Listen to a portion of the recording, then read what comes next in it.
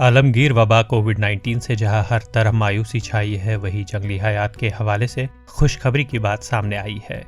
جموں کشمیر کے ریاستی جانور ہانگل کی آبادی میں گزشتہ 2 برس کے دوران 8% اضافہ دیکھا گیا ہے۔ محکمہ وائلڈ لائف کشمیر کی جانب سے رواں برس اپریل کے 3 تاریخ سے لے کر 10 تاریخ تک داچی گام نیشنل پارک کے گرد و نواح میں کیے گئے ہانگل سروے سے معلوم ہوا ہے کہ ان نایاب جانوروں کی آبادی میں اضافہ ہوا ہے۔ مردم شماری کے نتائج سے پتہ چلا ہے کہ اس وقت وادی میں تقریباً 260 ہانگل ہے، جو سن 2019 میں 237 تھے۔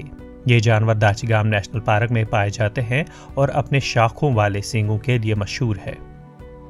ہانگل کا شمار شدید خطرے سے 2-4 یعنی کرٹیکلی انڈینجرڈ جانوروں میں کیا جاتا ہے۔